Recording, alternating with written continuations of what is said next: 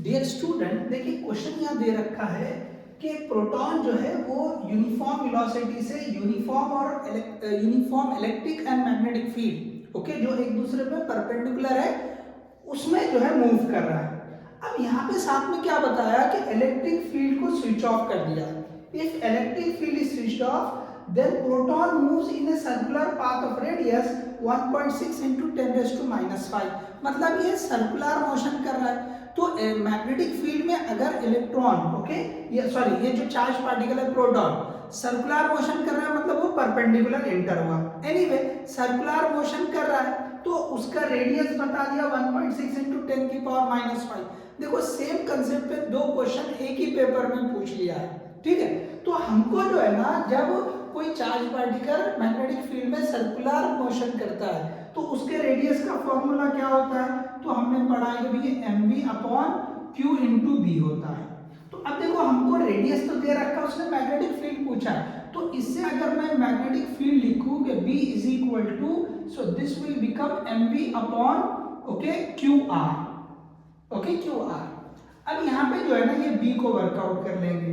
देखो mass of the proton यहाँ नहीं दे रखा है तो आपको पता रहना चाहिए, ज्यादातर दे देता है लेकिन अगर नहीं दिया तो वी शुड रिमेंबर। तो कितना होता है, तो 1.67 इंटू 10 की पावर -27। इसके बाद जो वेलोसिटी दे रखा है 2 इंटू 10 की power 8 whole divide by okay whole divide by अब क्या है नीचे Q charge of the proton 1.6 into 10 की पावर -19 इंटू अब क्या रहेगा ओके आर कितना दिया, तो 1.6 इंटू 10 की पावर -5। अब देखिए अब दो चीजें आप कर सकते हैं। पहले आप क्या करें कि भाई ये जो है जो 10 की पावर है वो सिंप्लीफाई कर लेंगे, ठीक है। और एक चीज ये कर सकते हैं, देखो ये जो 1.67 1.6 ये अप्रोक्सीमेटली जो है हम कैंसिल कर सकते हैं।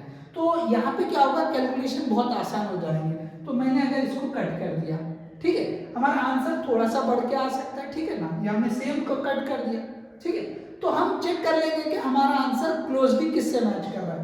चलिए आगे, ये मैंने लिख दिया 2 इंटू ये 10 की पावर ये हो जाएगा -19।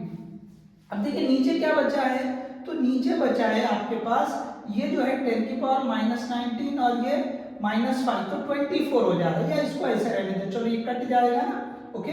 तो 1.6 इंटू 10 की पावर -19 इंटू 10 की पावर -5 ओके। देख लो ये थोड़ा सा जो है आपको विजिबल हो रहा है ना, देख लीजिए ये, ठीक है, ये -19 तो ये दोनों कैंसिल हो गए, ओके, ये दोनों कैंसिल हो गए। अब देखिए थोड़ा सा मैं यहाँ वर्कआउट कर लेता हूँ, ठीक है, ताकि आपको ये क्लियर हो जाए। तो ये यहाँ पे क्या बचा है, ये 2 डिवाइड बाय, फिर से लिखता हूँ थोड़ा सा आपको आसानी हो जाए। तो ये ऊपर 2 बच गया है, नीचे 1.6 इंटू 10 की पावर -5। अब ये 10 की पावर -5 को ऊपर लेकर चले जाओ, ओके, इसको क्या करेंगे हम, ये ऊपर लेकर आ जाएंगे, ठीक है।